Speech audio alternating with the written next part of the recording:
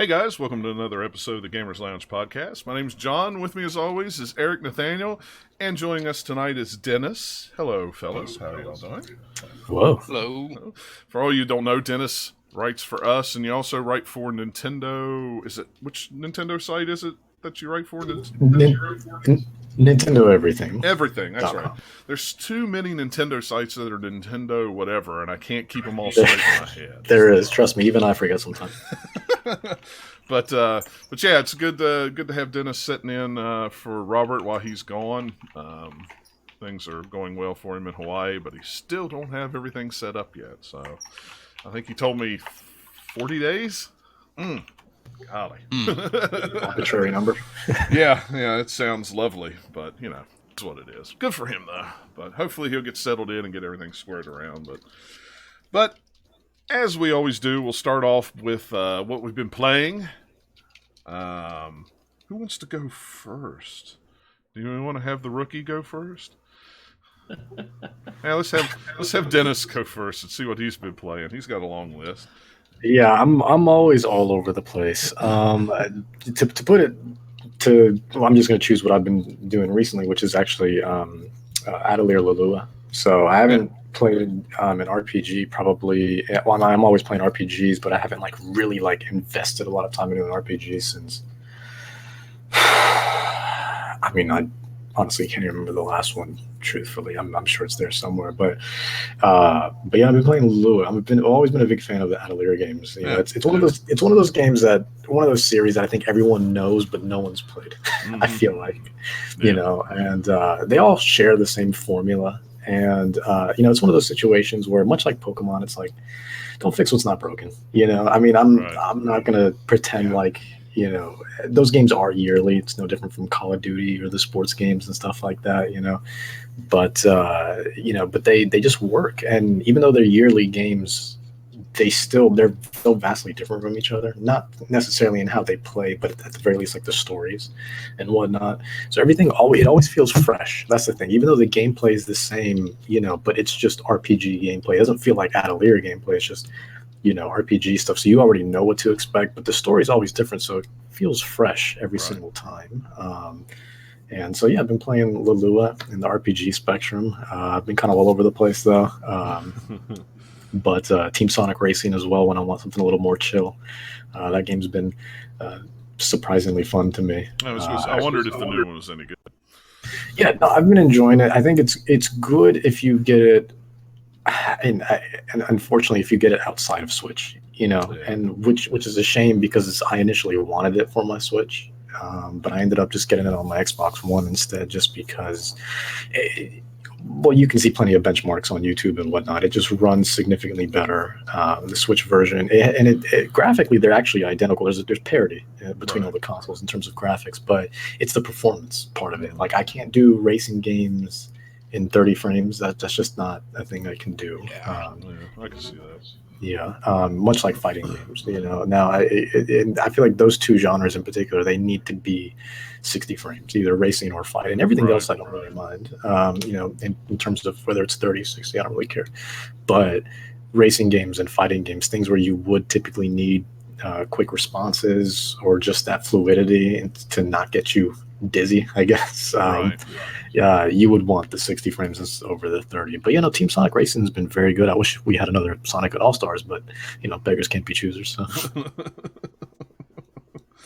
Yeah, that's what I've heard. I've heard the 60 frames a second is a must, and it's a shame that they couldn't get that on the Switch.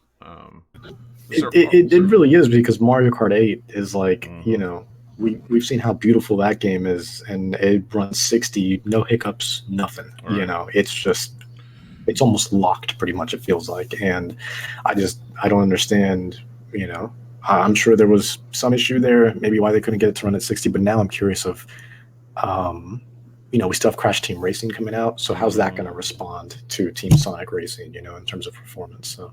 Yeah. It'll be interesting to see for sure. But yeah, when I heard it wasn't 60 frames a second on the Switch, I was like, I'm not.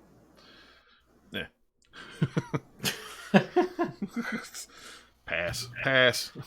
Man of many words. I'm interested, but I'll probably wait for a price drop on Yeah, PS4 I or Switch. probably will too. Get it on PS4. Black sometime. Friday. Yeah, I'm Probably sure 30. Black Friday it'll be on sale. That 30 seems or like a probably. typical Black Friday game that would be on. And then, hey, $25. Count me in. I'll buy it. Yeah. I'll probably Play be 20. it. I'll enjoy it. Yeah, probably. You're probably right. Probably more like 20 by then. 15? We can dream? Yeah, well, I don't know. 20, 25 seems right. It's a Yeah, solid yeah. 20. I mean, I'm just happy it was budget to begin with. You know, that it was 40 and not 60. Because then we wouldn't be having this conversation if it was $60. I wouldn't be 60 playing is a little it. bit of a tough sell on a game like that. I mean, I think that was the last one that was on Wii U and Vita and PS3. Was that 40 at release? I wonder. I want to say it was Racing 50. Transformed. I know Yeah, it I was wanna $60, say- Game, it's but I fun. want to say it was $50. 50 sounds a lot more correct to me. It was definitely wasn't 60, Yeah. but 50 sounds right. Yeah, that's what I think it was anyway. I don't know. It's been so long now. I can't remember. Yeah, I but it was like, seems like I don't 50. know. 50 seems to be about the price for that one. So, if I remember right, but yeah, but I've heard good things about it though. That's for sure. So, anything else or? Yeah, I mean, I decided to dust off my 3DS. And I started. I know a lot of people kind of don't really like it, and to be fair, with its long history, like it is one of the lesser ones. But I've been playing Paper Mario Sticker Star on the 3DS, and I mean, honestly, like the reason why I've been playing is because I got it for $5. I was like, for $5. $5 Yeah. because they know. Yeah. You might as well play it. Right. So, and for $5, it's a solid $5 game. I mean, it's no complaints from me. But yeah, I mean, it's definitely not, it's not the Paper Mario we kind of everyone fell in love with. It's not 64. It's not Super Paper Mario, which I think was the last good one. It's not Thousand Year Door or anything like that, unfortunately. But it's. I think Nintendo kind of pretty much split them, where it's like Paper Mario, now is kind of doing its own thing. So if you want a Mario RPG, you just get Mario and Luigi at this point. Yeah. So I think they did that on purpose because they're like, we don't want to have two different RPG genres, styled games. So let's just Mario and Luigi's the RPG one. Paper Mario is the gimmicky one that we'll just do whatever the hell with. So yeah, I haven't played a Paper Mario game since I think the GameCube, and that's really the only one I played. I don't think I've played any of the other ones before, and I liked them real well. So, but yeah, I actually picked up my 3DS for some reason last week too. Played it for a little while. Just I don't know. It always sits on the nightstand beside the bed. The Switch usually sits there too. So usually it's the Switch instead of the. Mine's on my nightstand right now. Yeah. My 3DS. Well, what's funny is I can't tell you the last time I've had it charged or had it on and open it up and turn it on. That thing still had a full charge on it. So say whatever you want about the 3DS. I took mine. Hold I had to charge mine like a couple months. I took it with me this weekend, but I didn't open it up. Still gets playtime whenever I travel or if I go away for a weekend. I usually take it with me. Anymore, I just take the Switch. That's what I take with me. Is the Switch. Too worried about stepping on it. Well, I don't worry about stepping on it. I have a nice case. Plus, it's not in the floor for me to step on. Where are you putting your games when you're on a trip? You just throw them around in the car? What are you doing? Fall off? Nah, it's fine. Inside of his shoes. Yeah, he just carries it in his back pocket with his cell phone. I do. Sits Who down carries their on back it. pocket? Who carries their cell phone in their back pocket? That's weird. That's what chicks do. Oh, everybody! I see everybody carrying them in their back I've pocket. seen a lot of people do that. It makes Gotta me get the holster, anxiety. right? Yeah. Well, I'll stick mine in my back pocket if I'm working, just because I need to take a picture of something, and then I got to put it down. And when you're working in a store, you don't want to set it down on a counter or something and then turn your back because somebody will walk off with it. So I immediately, but I also have a life-proof case, and it's not a very good case. It's all the rubber is gone off of it, and it's not waterproof anymore. But yeah. But well, cool though. It's good to get around with games. You don't want to play on the. True. If you got the opportunity no matter to play what you on more play, things. it's good to have something, whether it be a tablet, Switch, 3DS. Unlike Game Boy me, Micro. who have played nothing but VR games this week. So My Blood and Truth came out Tuesday, and I picked it up. That was the game that when the State of Play came out, that I had to have a PlayStation VR to try. 20 games later, I've got more than just that game, but but Blood and Truth is awesome. This is the first really big, quote-unquote, AAA game on Sony VR, PlayStation VR. It's by the guys that did the London Heist game. And, well, I say game, the little demo thing. Yeah, it's not really a VR world. Yeah, the VR world thing, which was pretty cool. Yeah, this one's awesome. What's cool is when you're sitting there, and you got to use the move controllers. So, you got a right hand and a left hand. So, what's cool is you hit, I don't know what button it is I hit. X, triangle, I think. You have different hand motions. So, when I'm sitting there during the scenes where you're just sitting there talking, you just see my hands going, peace, devil sign, flipping people off, thumbs up, devil sign, flipping people, because I just keep hitting these buttons, and your hands will do that. Like there's one part of the game, it's not a spoiler, where you touch an electrical fence, and if you touch the electrical fence and do the devil sign, you unlock a heavy metal achievement for it. It's kind of so cool. You're holding on to getting electrocuted, going, yeah. That's pretty sweet, actually. It is hilarious. If there's any game that makes you feel like a badass, it is this game. I mean, it is awesome because you can dual wield, you can spin your guns like a cowboy. Nice. You've got different weapons. You've got the double barrel shotgun. That's kind of the short, the sawed-off shotgun. So you flip it open, you put 2 bullets in it, and if you take your move controller and flip it back, you'll just click and flip that back, and you can do it two-handed. You can load two-handed, so you can throw your cartridges up in the air and catch them with your gun sideways and load your gun that way. You have to play with. You can't use the gun, right? You can only use. You can only use the move controllers and the DualShock. I highly recommend not using the DualShock because it sucks playing that game. Not as much fun. It's just not, because you're doing. You do all kinds of things. It's not really. You don't have free movement, but it's not a rail shooter either. It's kind of hard to explain. You kind of look at a place where you want to go. There's different places in the room you can go, and you hit your button and you'll automatically move there. Now, there are some scenes where you're getting from point A to point B, and it's supposed to be like you're walking, and it does it for you. So you're just turning around shooting things while you're walking, which is fine. That's kind of a rail shooter-ish, way, but it's so insane, because you could just be shooting. Oh, there's a fire extinguisher over there. Boom, shoot it, blow the guy away with the spray in his face. And I mean, it is a really, really, really cool game. It is fun. Yes, I have a copy. No, I haven't played it yet. Yeah. Oh man, you got to play it. It's like 5 hours. It's not long at all. You could probably do it in one sitting. And I was like, when I went to go pick up my copy, I was like, oh, it's gonna be like, maybe like $50 or $55. Nope, it was $40. It was $40. That's the most I've spent on a VR game so far is $40. That's the right price, I think. I think so. And there's free DLC coming too. There's a new game plus. It's supposed to be harder.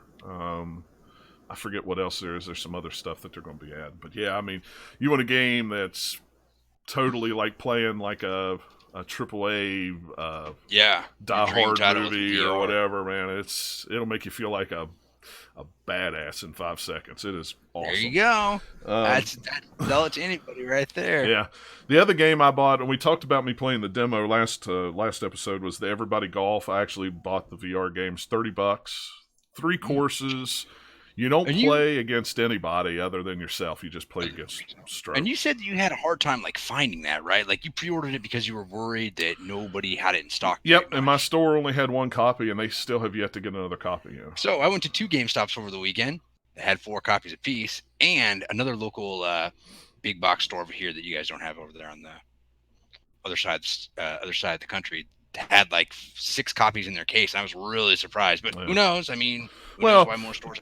But you live in a bigger metropolitan area where people probably buy VR games. Here they just don't. I mean, not a lot of people around here. I mean, there's very few But people around here. that have I heard VR. good things about that, so it's on my list as well. Yeah, it's pretty cool. For $30, it's awesome. I mean, I don't play golf, but I like it, and there's a lot of times that I get engrossed in it to the point where I forget I'm standing in my game room. I'm standing over here because, you know, you look up, you look around, you're not looking at the TV, you're looking this way, you know, at the hole. And I have a terrible slice, and I don't play golf in real life, so. And there's a reason why, is because one, I have a terrible slice, and two, I don't like to get out and get hot and sweaty. I'll just stay here in the basement and do it for free. But there is some drawbacks to that game where there's no other golfers on the golf course, so that kind of sucks. It's just kind of you and your caddy, and that's it. There's no online multiplayer. There's leaderboards, but you can't like check your friends. You just check yourself against the world, which is, I mean, okay, I guess. I don't know. It seems like a missed opportunity there. I mean, a lot of people could say, well, it's only got 3 courses. Yeah, but it's only a $30 game. I mean, you're not paying even $40, $50 for it. You're paying $30 for it. So I think it's priced right. I wish. Go ahead. I think my biggest problem with everybody's golf VR is not the concept itself, but it's kind of the same problem I had with Doom and Skyrim VR. Is like, I wish, because of the content, or like how it didn't feel different enough that it warranted its own standalone release. I felt like it just a patch would have called it. And that's kind of a good way to look at it. If you've never played Doom before or Skyrim, I mean, you could try them in VR. You could also get them really, really dirt cheap for the regular version. So. Yeah, I could see the, you know, I could see that, you know, and then I thought it was actually, I originally thought it was going to be an add-on for everybody else. I didn't figure it was going to be a standalone release. Okay. Yeah, because I mean, they did it for Last Guardian, so why couldn't they have done it for, you know, everybody's golf? Yeah, I think it just depends on the game and the publisher. I guess. I mean, I don't know. The demo was cool enough that I went, all right, I'll pay the $30 to buy. There we go. It got you hooked. Yeah, it got me hooked. And, you know, what's funny is if you don't have a VR, the bundle right now is Blood and Truth and Everybody Golfs, and it's going to be on sale, I think, next week for $250 for the set. That's a pretty good deal. I think that's worth it. Yeah, I mean, you got a $40 game, a $30 game. Then you've got the headset, the camera, and the 2 Move controllers, and it's $250. That's pretty cheap. I mean, you know, I got mine cheap, but you know, I still had to buy Move controllers. I already had a camera, so I ended up getting the when I got mine probably back in January, I believe. I got the Astrobot and Moss bundle, and I got that for, I believe, $200. But I think, but of course I had to buy the Move controllers as well since they didn't come with them. But after all was said and done, I still ended up paying less than $300 because I got the Move controllers used, which saved me like $40.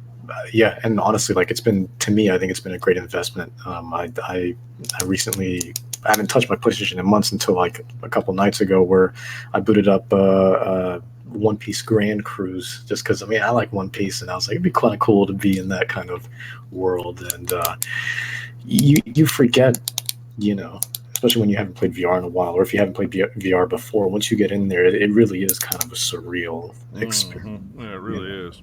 Well, and like I've said on the past couple shows, I take everything back that I said about VR. You know, because if you listen to any of the old episodes, I always laughed and made fun of it, that it was a gimmick and this and that and that and this, and you know, I'd never tried it. And once I tried it, apparently I got hooked, because like I said, That's how I was too. I've bought almost 20 games in the past, you know, month since I got it. So it's like, okay. And the trouble is I keep wanting to find more. I keep wanting to play more games. You know, it's like, well, why can't that be in VR? I really want to play that game in VR. I want to play this game in VR. I want to play it. Now it's like, I haven't told the wife, but it's like I kind of eyeing a Oculus. Is it the Rift? Is that the wireless one that you don't have to have a computer for? I think that's Quest. Quest. That's it. Yeah. I'm kind of like, you know, I could actually get into that Quest because they got a Star Wars game that you can't play anywhere else but on that. And there's a lot of VR PC experiences that aren't on the PlayStation 4 that I would like to try. It's like, well, I don't know if I want to pay $400 for it, but to even get it in my wheelhouse of turning that's a bad idea. That says something right there. If it's actually in my brain turning, that I'm like, hey, I could forego a car payment and get a. No one will know. The only other game that I played, I finally got a chance to sit down. I bought Table Tales, a Crooked Crown. I don't know if anybody's ever heard of this before. It's a VR game. I bought it on sale when it first came out, but I was on the road, so I didn't have a chance to play it. But I went ahead and bought it because it was like $5 off. I think it was regularly $20. It was $15. It is a tabletop role-playing game, but it's like a turn-based RPG is what it is. And the whole premise of the story is your aunt passes away and leaves you her house, and up in the attic is this table with a little wand on it and this bird that's like froze. It's like a metal bird, and when you put the key in the table and turn it, all of a sudden the table opens up and there's water and the bird comes to life and he starts telling you this story. And you're playing this story of pirates and ships and things, and everything happens on the table, and it's all grid-based, almost like D&D with little figures and stuff. And it's card-based, so you move your guys around, and then you play a card to perform an action, like attack or guard or heal or whatever. And it is a really, really cool game because it's all in VR and 3D, and you're just standing there with a little wand, moving your guys around, picking your pieces up, looking at them, and setting this guy over here. But it's like I say, it's like a strategy RPG with a grid-based movement, but it's also a card game as well. It's a really, really cool game. I've only played like the little opening quote-unquote battle of it. But what little bit I've played of it is really cool. Apparently there's multiplayer where you can play with up to 4 people on the couch. And the DM is the one with the VR headset on. And the whole plot of the game is they're playing to try to find you.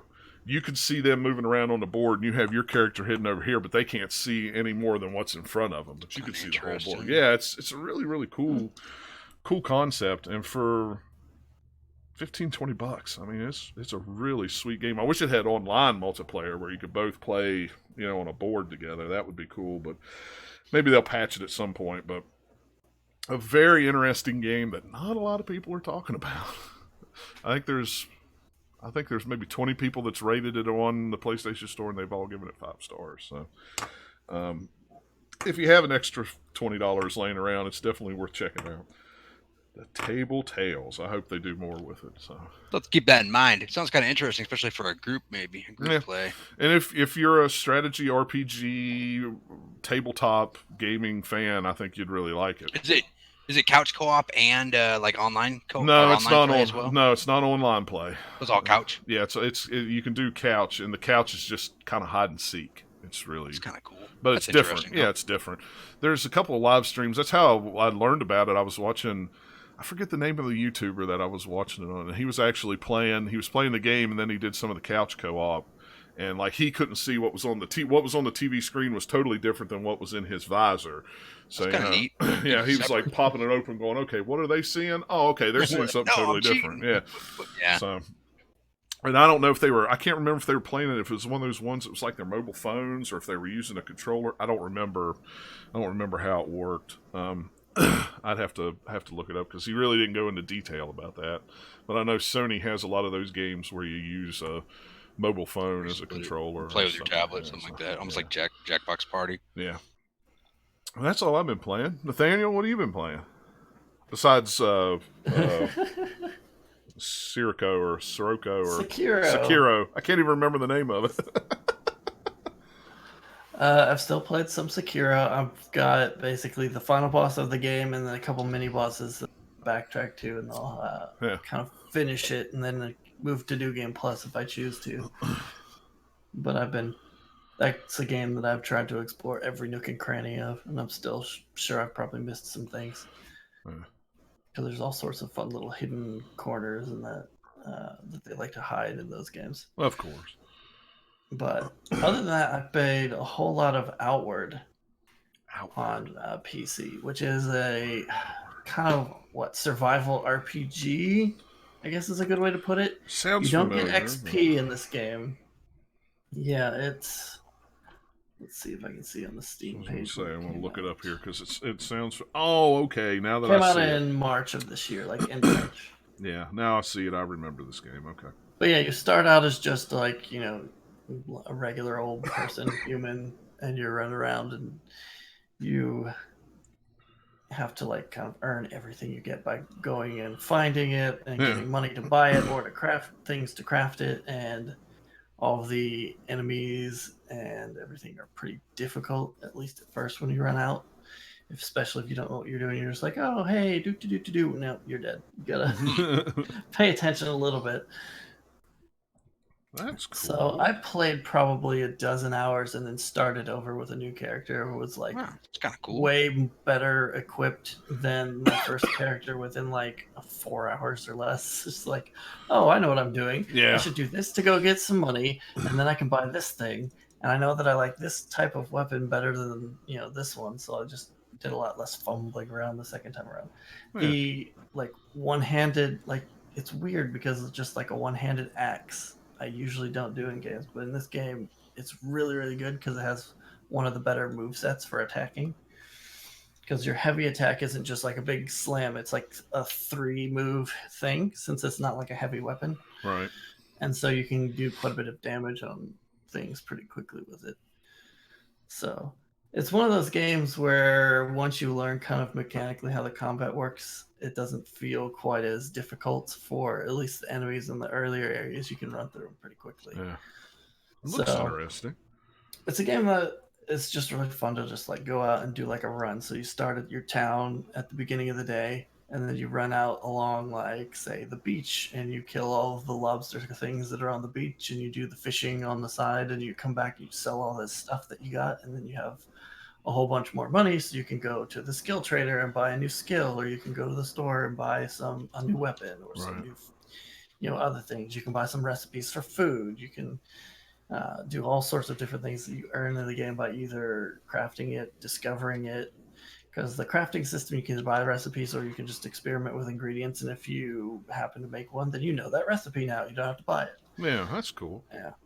And there's like, from what I've been looking into, there's all sorts of cool different things you can do with like magic in the game that I haven't even done yet. Because in order to even get magic, you have to go into this big mountain that's in the middle of the first map that you're in, and kind of sacrifice some of your health and your stamina to get the mana, like mana bar, so that you can actually even just use magic. Yeah.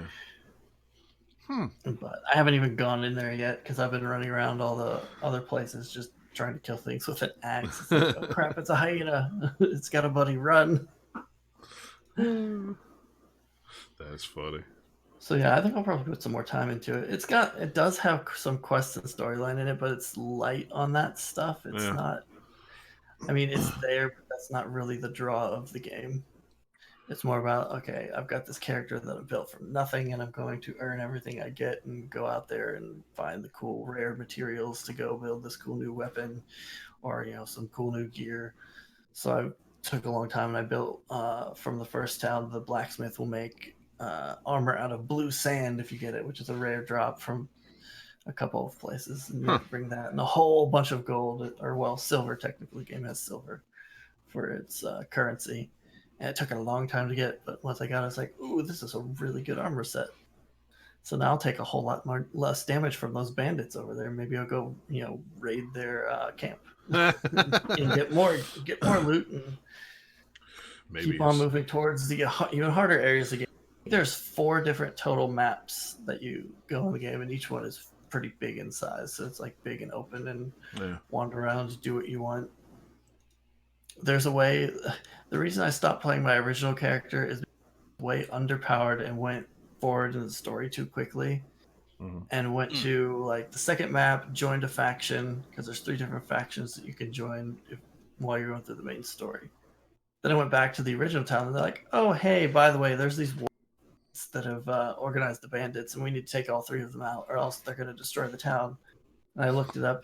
If you don't do it within like 20 in-game days, the town is destroyed and you can't get anything in your starting town. I was like, I barely have like a sword and some armor. I'm not gonna do this. Let me start a new character.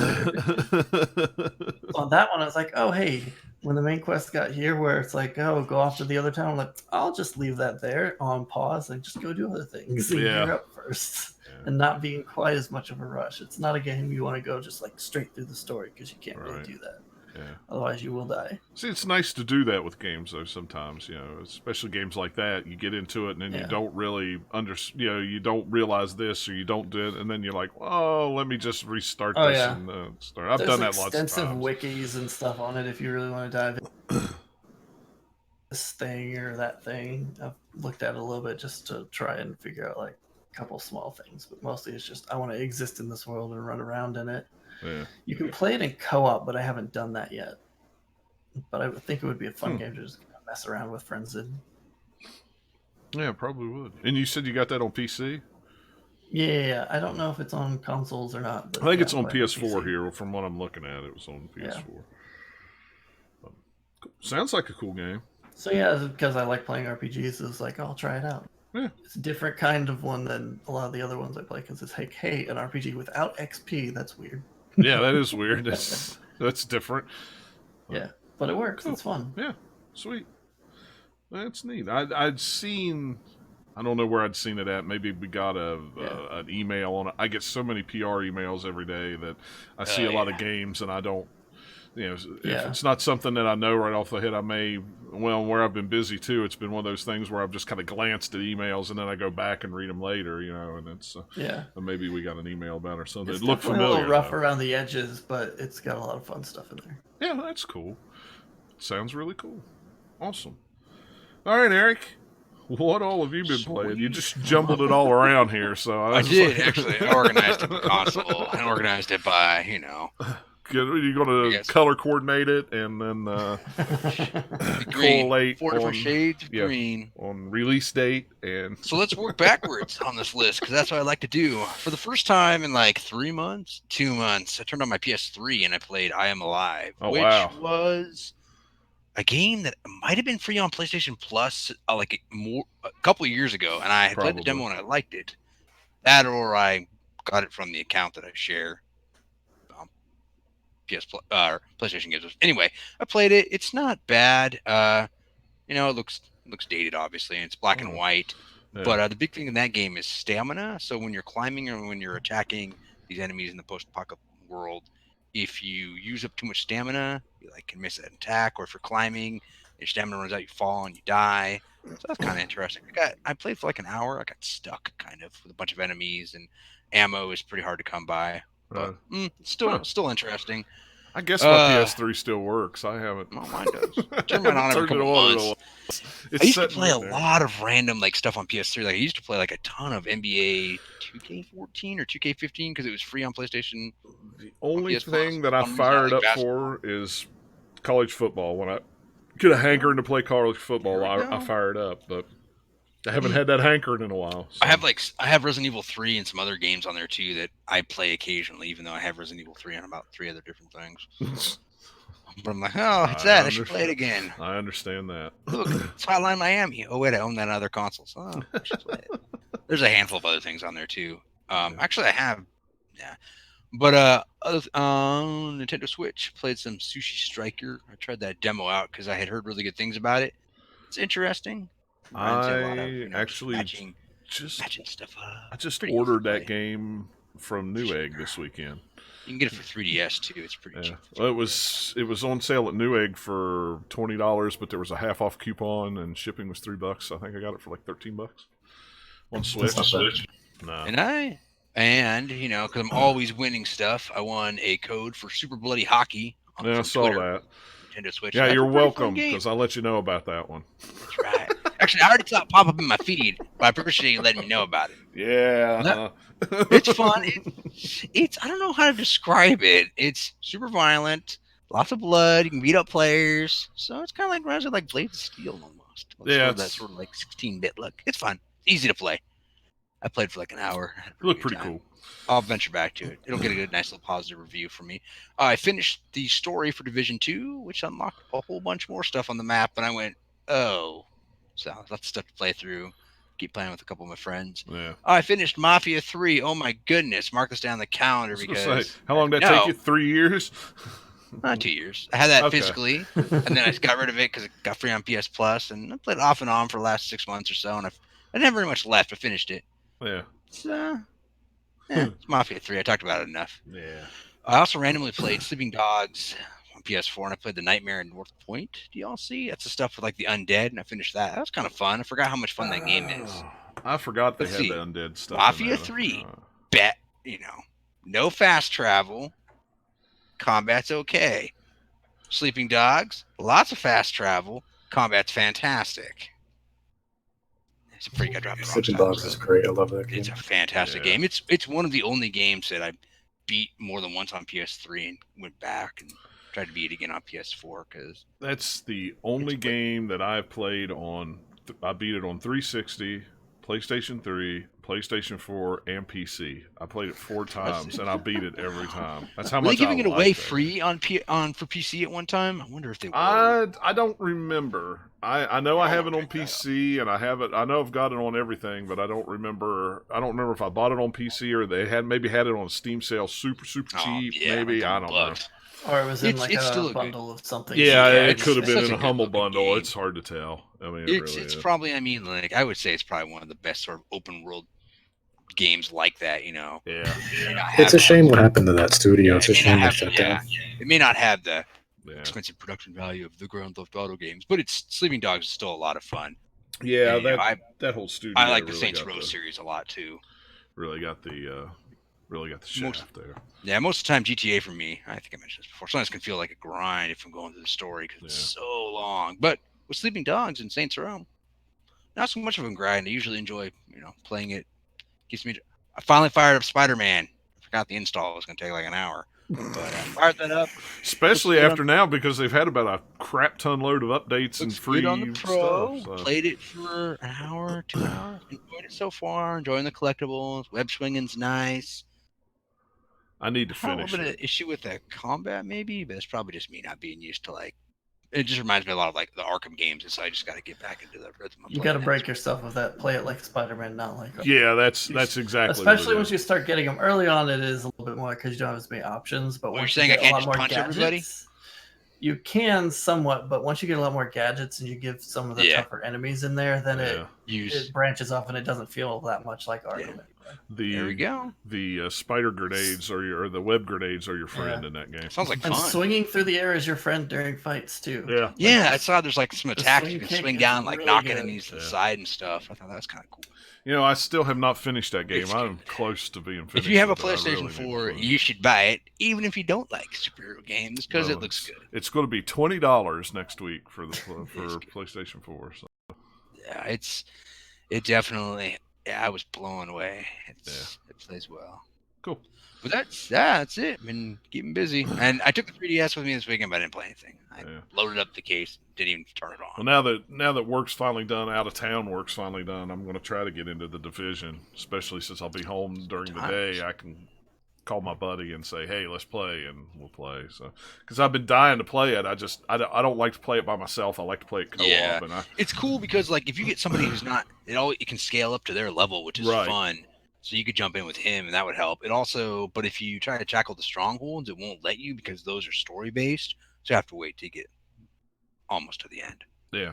Which you can tackle those solo if you have to. Yeah. I mean, there's a lot. I've seen a lot of streams where guys are just playing it, completely solo, and you could do that. But I had a real good time playing it co-op with some buddies. So now that I'm finally home where I have time to play, that'd be cool to finally start that up. So, well, let's hop into the news real quick.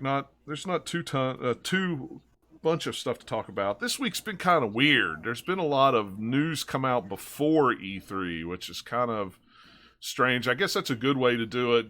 Get your big games out, and then when E3 starts, all you got to do is talk about the games instead of the setup of it. Maybe, I don't know. Phil Spencer the other day put out a tweet that they were running through the final E3 rehearsal, and he just casually said that they have 14 Xbox Game Studio games in the show this year. He just casually dropped it like it was no big deal. So 14 games is a lot of first-party games coming out. And I'm curious to find out if they're all on Xbox One. Are they on some on Xbox, some on the next gen? Are they a mirror? Are they crossing over into it? Some of them will be cross-platform. Yeah, I mean, I'm sure. Because they're from the studios they've bought, but it's the games that they've already were making. Right. I'm betting we'll see some of those. So I guess we'll just have to see, I guess. I guess the one question then I have to ask is, do you think there's going to be a lot of next-gen console talk from Microsoft this time, or is it all going to be about games again? I think they'll have like a little blurb, kind of like they did with the Xbox One X. Yeah. Before they announced it, they just had all the like cool clips of developers talking about it. It was like basically a hype trailer for like a couple minutes, and they're like, "We'll tell you more next year, but now we're going to talk about games." They might do something like that. Well, didn't they at the end of last? Because it could be like a really long conference too. Like nobody else it's is a like 2-hour conference apparently. Yeah, you could pack a lot into that. So yeah. Well, and wasn't it at the end of last year's conference that they did say a little bit about the next gen Xbox, or am I remembering that wrong? Or was that the One X that I'm thinking of? You must be thinking of the Xbox One X before. Maybe. I really thought there was something that they said, just not a whole lot, just kind of said a few little weird the first things. we've heard about anything next gen was like the Sony thing that had like that article interview, whatever, that went out, and there's been a little bit of leaks on like Xbox stuff here and there, but there hasn't been. That's what I say. I must be thinking of press conference things about them. Yeah, I must be thinking of the Xbox One X from 2 years ago. So I think they I think it's confusing because around that time, probably a little bit afterwards, they kept dropping the code names, right? Where it's just like Anaconda and Scarlet, I think it was the other one, were the code names for the next gen Xboxes. So I think you kind of heard that from here and there, but that wasn't the focus at E3. But it was like shortly after, probably I don't know what usually comes after E3, like GDC. That's what I'm thinking. Gamescom because GDC is beginning of the year. Yeah, that's right. Yeah, it's okay. So Gamescom. Okay, yeah. So whichever one, that's in Germany, right? If I'm not mistaken. Yeah. Okay, so that. And maybe that's I don't know. My brain blends together. It all blends together after a while, and as you get older, it gets worse. So it's like, and most of the time, I don't even know what day of the week it is. So I don't even, much less what else is going on. So who knows? Who knows how I remember things? Sticking with Xbox or Microsoft, PC is getting its own version of Xbox Game Pass. This is really interesting. I mean, they've had it's more interesting when you read what they're actually doing than it's Game Pass is coming. Like, no, they're actually working with studios, actual more like a PC centric. Yes. PC games on it, which that would be cool. It's going to depend on what they can get. Yeah. But yeah, that's awesome. I mean, it's when you say Game Pass for PC, people think, well, we're just going to get Game Pass on PC. You could always get Game Pass on PC, but it was only Microsoft games. You could always play those. Don't you have to have a Microsoft account to have it? So I don't have. I mean, I have a Microsoft account, but I don't have Gold or anything. Would I still be able to use Game Pass if I paid for it? Yeah, you don't have to. It's a separate thing. It's a separate thing. I have Gold. I have the Game Pass on the Xbox One, but I could still sit down here on the PC and go Forza Horizon or whichever Forza game's out on PC, and I can download it for free and play it because I play it. But this is actually like different developers. This is Bethesda, Deep Silver, Sega, Devolver. That's just a small list of developers they're trying to get with. So this is going to truly be like Game Pass, but on PC. So that's fantastic. It's going to depend on who they get, like what games, because they have to go outside of themselves. Right. how many deals do they have to make? How much money they spend on that? Is it going to jack up the price or not? Yeah. Well, We'll find out at E3, I guess. I suppose. Hopefully. Well, it's been the same price on the Xbox, so and True. they've gotten a lot of the same developers on there, so True. and they rotate games in and out, Yep. so I mean they could say we'll have 100 games at one time, and really 100 games on the on any system is a lot. I mean that'll give you a good variety of games to choose from, but that's pretty cool. That's more of this Netflix style subscription-based model that a lot of people are wanting to get into. I'll be curious to see what they get on there, if it's a bunch of games that would be worth it, except I already own them on Steam. Right. Yeah, see, that's however many bundles I've bought. What if you own? Yeah, if you're like a relative newish PC gamer and you don't have the games on Steam, go for it. Yeah. I mean, if it was cheap enough, I might even try it. Yeah, I mean, that's the thing. Steam have such good Steam sales for years and years and years and years. A lot of gamers have a ton of stuff that they've gotten for cheap. The only thing I'm wondering is, how are you going to get these games? Do you have to get them through the Windows Store? If so, that's a big hurdle they're going to have to jump, because people on PC do not like that store. Yeah, it's not really that great either. And the only thing I do is get apps from it, and I don't even like to get I don't even like to get apps from it. So that's bad when I need the Slack app on my computer. Oh, I gotta go to the Windows Store and find it. Usually I just go to the website and then go, and click it. It just takes me right to it. I'm like, oh, good. I don't have to go through the store. Click, click, click. It's like... I think I only own a few games to the Windows Store, but those ones where you couldn't get them on Steam. So yeah, I think one of those is Quantum Break, actually. Yeah, you can't get that on Steam though. Yeah, you can get that on Steam now. Even shortly after, on Game Pass as well. Yeah. Oh yeah, and that'll be on Game Pass. Still haven't played it. Need to play it because I want to play it eventually. Speaking of game announcements before E3, Call of Duty Modern Warfare was announced, and everybody went, Modern Warfare? Yeah, it's a, I guess I don't know if it's not a remastering, it's a reimagining of Modern Warfare. It's got, my understanding is it's got the same characters in it, but it's not the same story or the original Modern Warfare. Or who knows? I think they're just... I don't know. I think I'm not really tuned into the Call of Duty community at all, but to me, just looking at it, it seemed pandering. But maybe that's something they want. I have no idea. I mean, the article states that it's, while borrowing the same name, Infinity Ward is careful to insist that it's a new title and not a reboot, but rather a reimagining, borrowing the same concept and characters, but combining them with headlines of today. So, I mean, at this point, the original Modern Warfare is a pretty old game, so sure. But it is, but you know what? It's still the best one of all of them. I agree. Maybe. Or Modern Warfare 2 was also pretty good. That one was pretty good, too. 1 was also pretty good. They had a nice run there. Yeah, they did. They had a real nice run there. For several years, they got it down, and then it kind of went off. And I think with this year's being Infinity Ward, they're trying to maybe drum up that magic again. I don't know if you can actually do that or not.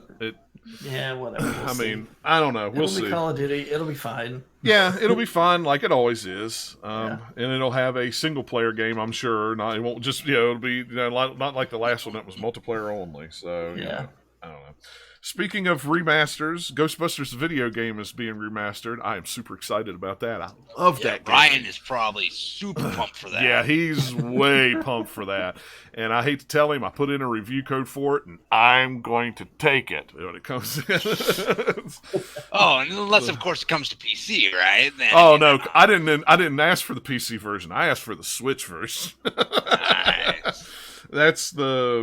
That was what I liked about it. That's coming to the Switch. That's cool. That is a really, really fun game. It's a 10-year-old That was the game. one that had a bunch of that market. That was the one that had a bunch of different versions, right? You had the PS3, 360, you had the PS2 and Wii, and then the DS version, right? The PS2 and the Wii version were more cartoony. It was a different story. It still had the same voice actors. The one that was on PS3, 360, and PC, that's the one they're remaking. Okay, I was just curious. Yeah, they call it the unofficial Ghostbusters 3 because it actually has all the actors in it. It was written by Dan Aykroyd and them. So it's actually a really, really cool game. And if you're a Ghostbusters fan, it's just icing on the cake. But to see it come back out in 4K with some updated graphics and stuff like that, it'll be really nice. I'm actually, I don't usually get excited for remasters, but that's actually one that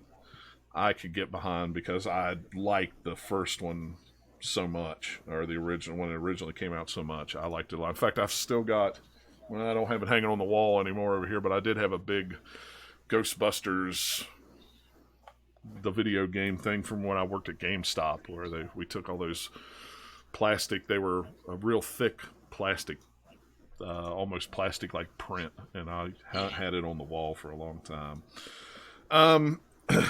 The new trailer for Death Stranding came out. Anybody else? I know Dennis's settings on this before he even says a word. I saw all his posts online, and I'm going to save him for last because I know what he's going to say. This game looks weird, and I don't think I like it. This game looks weird, and I love it. Do you? Still more of the same weirdness I want. I don't care what the gameplay is. I don't know. I'm not going to say that I don't like it until I actually play it. I will play it. You want that collector's edition, John. No, I am not spending, what is that, $300? $250? You want a baby in a jar. You totally want one. No, I do not want a baby in a jar. There is so many things wrong. Yeah, I can just see that now. I come home or it comes in the mail, or I come home with it. Guys moved. Nikki's like, hey, you got to do another collector's edition. Is that a baby in a jar? What? Like, yes, I'm putting it in the front window. Yeah, it's going to be the centerpiece on the piano. The funny thing is, it would probably creep you out, but she would find that hilarious. She might. I don't know. I say that. I don't know. I know nothing more about the game than from the first trailer to the second trailer. It does look pretty. The voice acting and the graphics look great.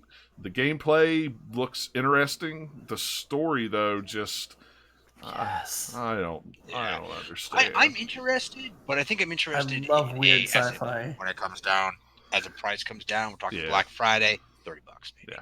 All right, Dennis, go for it. I want to get on your soapbox and sell me this game. All right. Well, I mean, look, if it doesn't interest you, it doesn't interest you. I'm not going to be one of those people that's just like, no, you need to play it. Your opinion's invalid, stuff like that. But no, it's. I'm excited for it because this is Kojima coming back. This is, I thought Metal Gear 5 was his magnum opus, but now it seems like this is it. And, Sony just wrote him a blank check and just said, look, whatever you need, whoever you need at this point, clearly, we got you, and it's a bunch of people that I admire deeply. You got Lindsay Wagner, most famously known for Bionic Woman, Mads Mikkelsen, who, I don't have to explain him really. He's great, being on Hannibal, which is probably one of my favorite shows in forever, and so many other great films, and then of course Norman Reedus, Walking Dead fame, and before that Boondock Saints as well, if I'm not mistaken. So which he was great in, and the cast just keeps going, man. Guillermo del Toro, it's awesome. Troy Baker's in it. Outside of Troy Baker, that's right. Troy Baker's great. So we do get Revolver also on him. But outside of the cast, I don't know, maybe because I've always been just a sucker for sci-fi and stuff that's very profound. I love films like Ex Machina, and even something that's stuff like Blade Runner as well. Yeah. And, it kind of touching on all those themes that's very kind of philosophical of, tomorrow's in your hands, right? Which seems to be the slogan now for it. So just that idea of just it's hard to put into words because it is weird. I'm not going to refute that. It is weird, and I even after the game comes out, I promise you, I'm probably still going to have questions after those credits roll. Oh, sure. It's definitely going to be that kind of a game. Yeah, it is. No question. So he's going to want people to talk about it afterwards. But overall, it's just, there's something about it that I think it just looks so refreshing, so immersive. And again, as a sci-fi fan, and I'm not trying to sell anybody on it. This is just how I feel. It's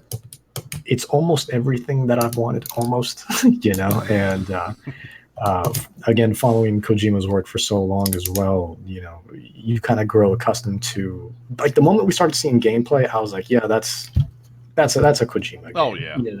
Like the animations, the way he was running, the way you select your menus, and even the sound effects, the way he has a specific way of designing things, but it's his signature, right? That's how he signs off on his games. You always know Kojima. Even if it didn't say a Hideo Kojima game on the game itself, you would know just simply by how it is. Yeah. He has that kind of that signature to his stuff, and it's no different from, that's what makes some artists so great. It's like when you watch a film by J.J. Abrams or, even Guillermo del Toro, stuff like that, who's in the game as well. They have that certain look, that certain filter, that certain approach to their design that is one of a kind, and why they stand out from everyone else, so again, even if it's going to be weird, even though people are going to go in, beat the game, and I promise you, but more often than not, are probably going to be like, I don't know what I just played. It's still going to be one of those things that it's going to stick with you afterwards, and you're going to be thinking about it. And I think more than anything, it wants to make people think, and it's such an open-ended question that I think he's going to ask everybody, which is, and I even tweeted the other day, which, I said this as a joke, but then I thought about it and I was like, I can see him doing something like this, where because of the baby and the whole strands and everything and bridging the connections and whatnot, I tweeted something along the lines of like, he's going to have some crazy thing at the end where you're going to have to make some crazy decision with the baby of being like, because it seems like it's only one baby that has this connection to go back and forth. Yeah, it seems like between these parallel universes or whatever what's going on, and you're gonna make this decision once you figure out you can't save everybody. Once you figure out, it's either we have to sever this thing or keep it connected, because humans apparently can't be alone. Where you're gonna either have to, like, one of those pro-choice, pro-life type things, where it's gonna be like, all right, do we sever the connection, and do we, burn the bridges, or do we bridge the gap, because just the word bridge seems to be a big theme of this game as well, even, from the main character, Sam Bridges. So, Sam Porter Bridges, I think his name is, something like that. So, but yeah, I think, so you're going to have to make this crazy decision at the end.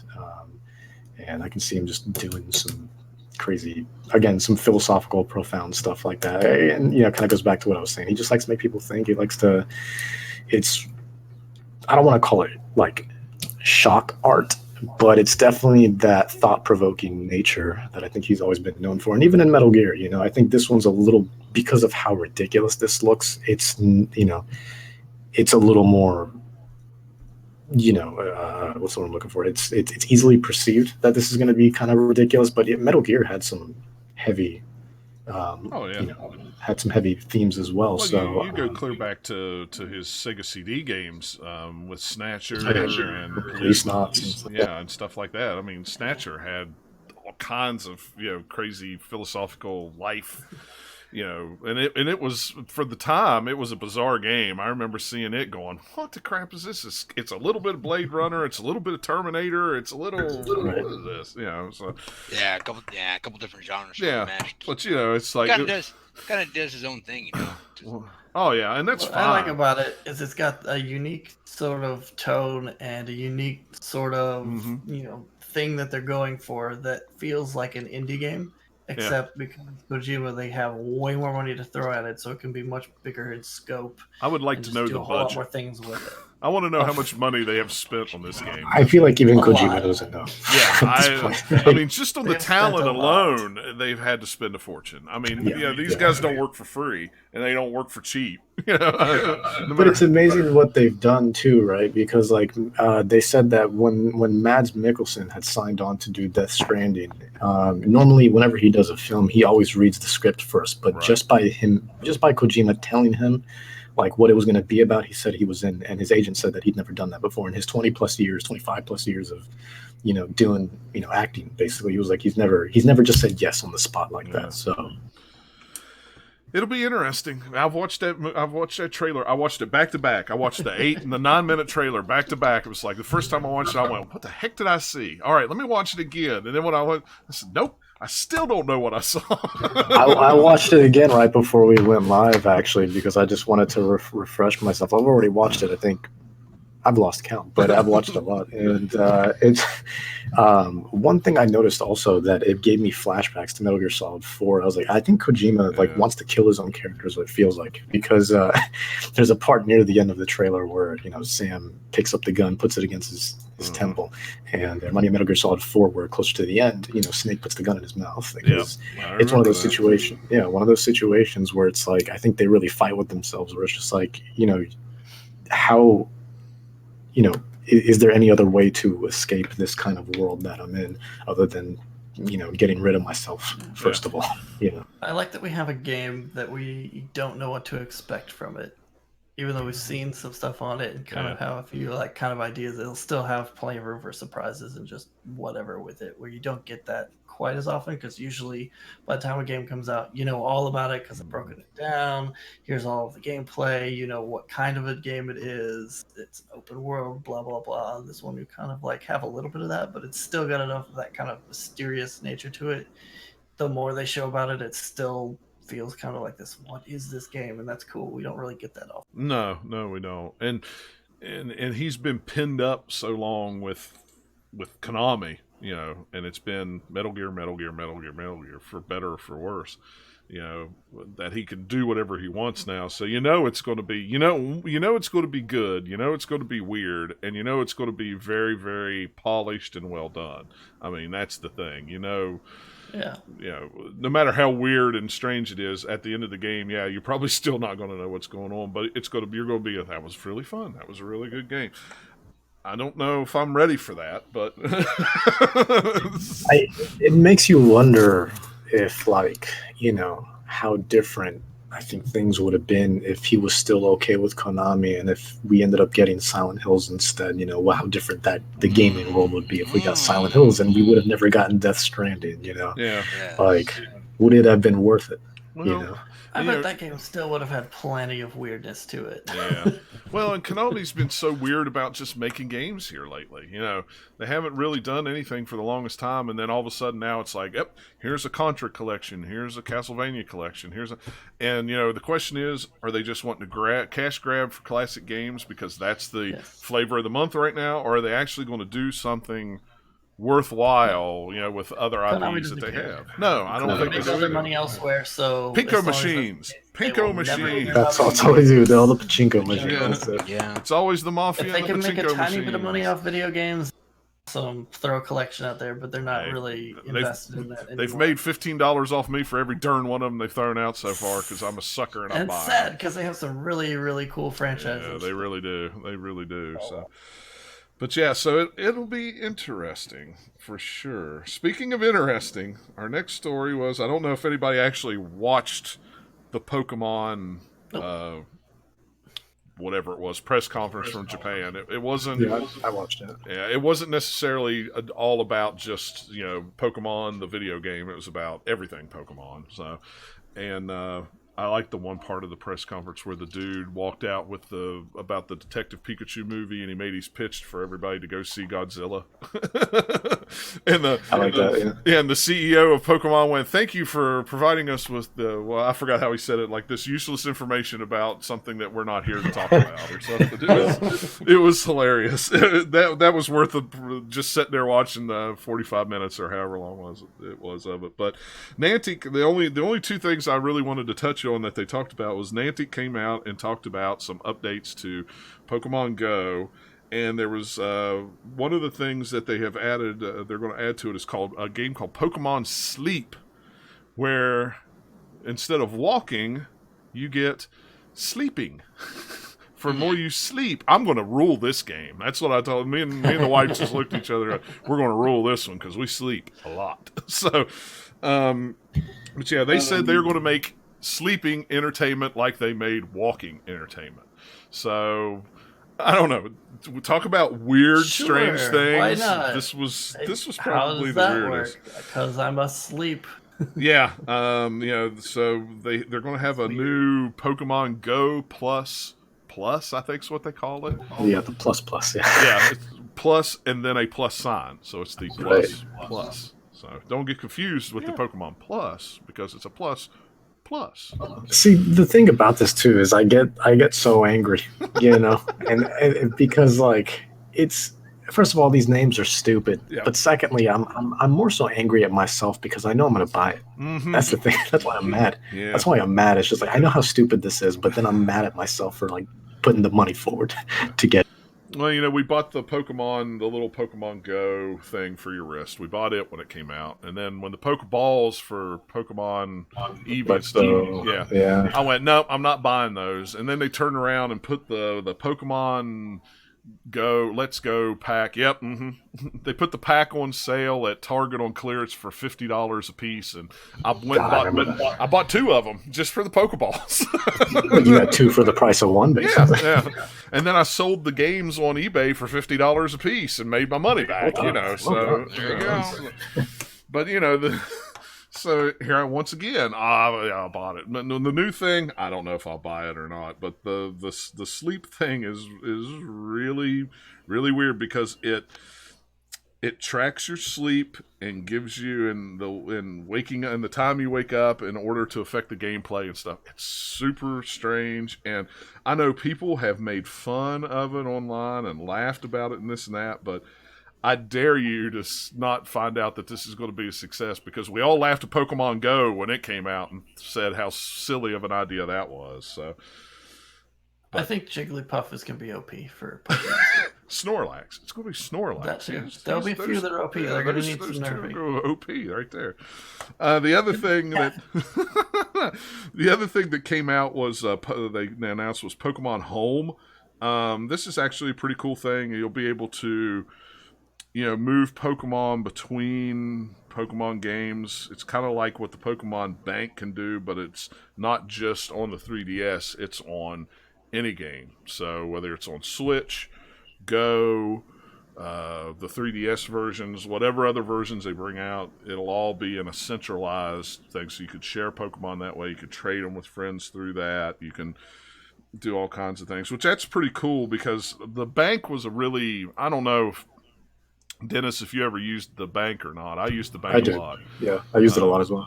To move my Pokemon from Ultra to Moon or back or wherever or whoever. And so to be able to do all that in one centralized thing on all systems is kind of a cool thing.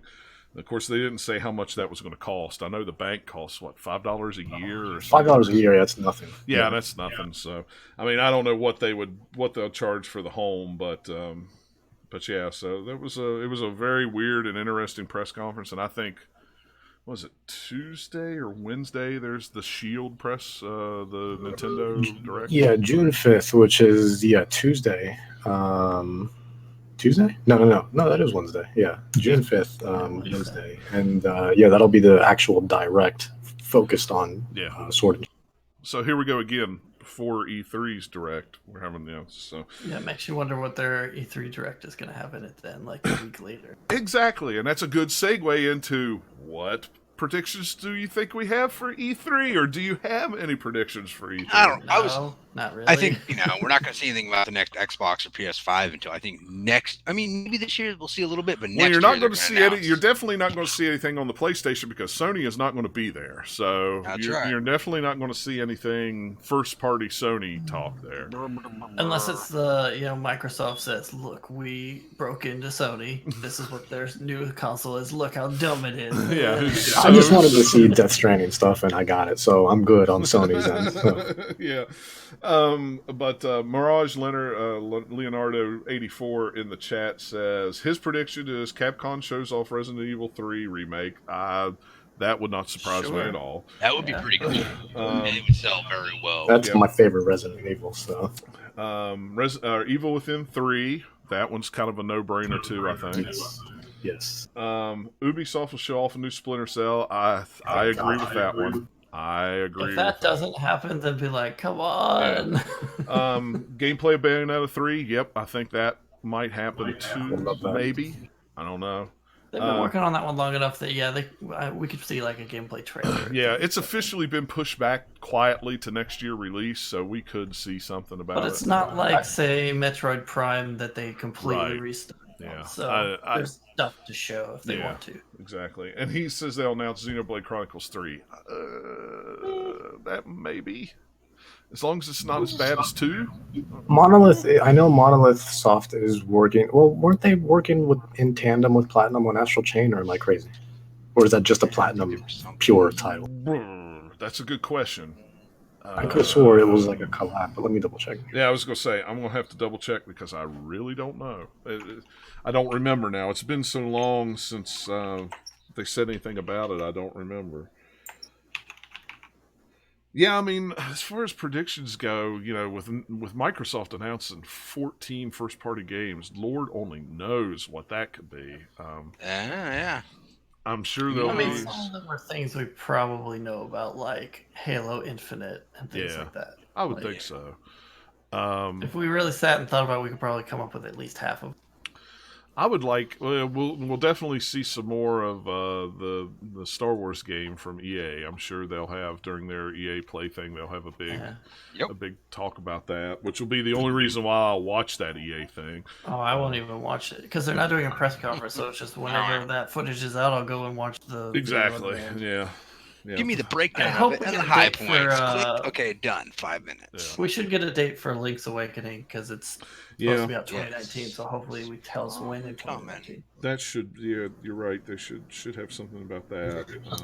I'm still salty about Scalebound. Yeah, well, you know what, Maybe though? we'll see something. They could, with 14 games, they could say, you know what, we've decided to do Scalebound again. Who knows? I mean... Yeah, bring it out as a budget title. 30. Like, they own the IP, but they would probably just give that idea to somebody else, and it just wouldn't be the same, unfortunately. Yeah, you're probably right. I mean, that was kind of a disappointing thing. It's really weird to see 2 years ago, or however long ago that was, Microsoft just kind of went, oh, we're doing this. Oh, no, we're not. Yank. And now this year, it's like, hey, guess what? We got all these studios and all this. Well, it hurt me too because I remember Hideki Kamiya saying that was his dream game. He could finally realize his dream game because Microsoft, obviously being a billion-dollar corporation, was just like, just take all the money, just take. And so he had the funds to make his dream game, which was basically Devil May Cry with dragons. And unfortunately, it just got pulled on that one. So May Cry. That's what they should have called Dragons May Cry. Wait a minute. That's a show title. Let me write that down. Oh, no one cares about Scalebound, but Dragons May Cry. They've never canceled that. Dragons May Cry. Yeah, I got to remember that one. So let me write that down before I forget it, because I'll go to bed tonight and then I'll wake up in the morning and go, "What was that catchy title?" We'll develop it. What we see from Cyberpunk 2077. Yes, that is one game that I'm. Will that be at Microsoft's conference? These might not be part of these 14 games, but they still might show it. I think 2-hour conference. I think CD Projekt Red said that you won't be seeing it this year. Like they'll have like private demos for it, but you won't be seeing it at E3 this year. I believe what they have said at the very least is it will be on the show floor in a different demo privately. Right. But something out of it, whether it's in a conference or not, we're going to see/read about that game. And I want to know. Yeah, I want to know a lot about that too. That's definitely one that's been on my radar ever since. I've been tempted of going back and playing Witcher 3 again lately, and I'm like, no, it's long. Don't start that. Yeah, I totally am with you there. It's like, nope, don't start it. Just wait for Cyberpunk. Yep. I don't know. I'm trying to think of something else I would like. I don't know. Sega. Do you think that we're gonna get any like big surprises this year from? You think it'll all be just like sort of stuff we already kind of knew that was coming? So that cuts out one avenue you might get it from. Yeah, I mean, the only thing Microsoft would be the only one I could imagine bringing out something out of the blue, and I don't even know what it would be. Microsoft's going to release another version. I predict that Ubisoft will still not show us much of anything, if anything at all, about it. That game's never going to come out. Yeah, I'm seriously beginning to wonder about that one too.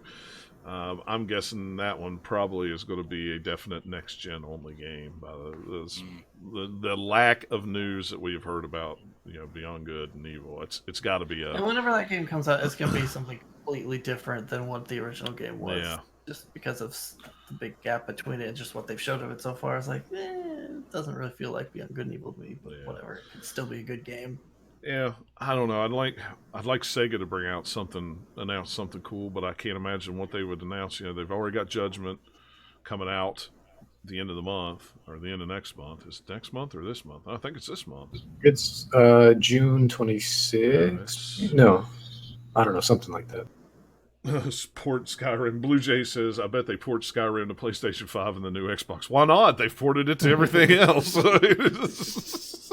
And everybody will probably buy it, I guess. It seems to be the way it goes. But yeah, I mean, that's just it. Bethesda's still having their press conference, and I'm anxious to see they're not showing the two things, either of the two things that I want to see. So I don't know what they're gonna have. Yeah, so I don't know what they're gonna have. I'm sure plenty of stuff that they publish, and there's probably gonna be. I bet there'll be some Wolf stuff there, maybe. I don't know. Yeah, the new Wolfenstein stuff. They'll probably have some major update coming to Fallout 76, and but I can't. Elder Scrolls Online, maybe. Who knows? Could throw in there, but yeah, I don't know. And maybe they announce the next Elder Scrolls game. I don't know. I bet they'll show off a lot of Doom. Yeah, I forgot that Doom there because they haven't really like they've shown some stuff, but they haven't done a real deep gameplay dive into it. So maybe kind of it'll be their big gameplay dive game. I forgot about that because there has been pictures come up online of them painting the big mural of Doom on the building down in Los Angeles. So yeah, you're probably right. I totally forgot about Doom, but yeah. So the plan for us is Tuesday after the Tuesday of E3. That's when we're going to do Tuesday night. We're going to do an E3 show where we talk about some of the. I don't know if we're going to talk about everything on E3. A lot of times, the past couple of years, we went through. Things, but hey, Sony's not there, so that cuts out. It does cut out a lot there. Normally when we do the E3 show, we break down each conference and talk about a little bit about everything, and it usually turns into a 3-hour show. But without Sony there, it may only be a 2-hour show. But I mean, by the time we do it, we'll know all of kind of at least the big announcements from any press conferences / directs / whatever's. Yeah, and so hey, did you see that thing? That was a cool thing, or whatever. Yeah, and that's probably what it's going to be. We're just probably going to hit the highlight of stuff and then talk about things that we really, really, really were excited about that we were surprised of and things like that. So yeah, just follow us on Twitter, GL_podcast, and we'll figure out a time then. That's where we'll announce everything. But yeah, so that's it for the show. Unless anybody's got anything else that I might have missed or need to touch on. So, all right. Well, Dennis, thank you very much for setting in, and thank you for joining us. Much appreciated. Until Robert's ready to come back, I guess you'll be warming that chair for a while. So that's problem, all right. Yeah, works for me. Works for me too. So, all right, guys. Well, thanks a lot for hanging out with us, and we will catch you guys in about a week.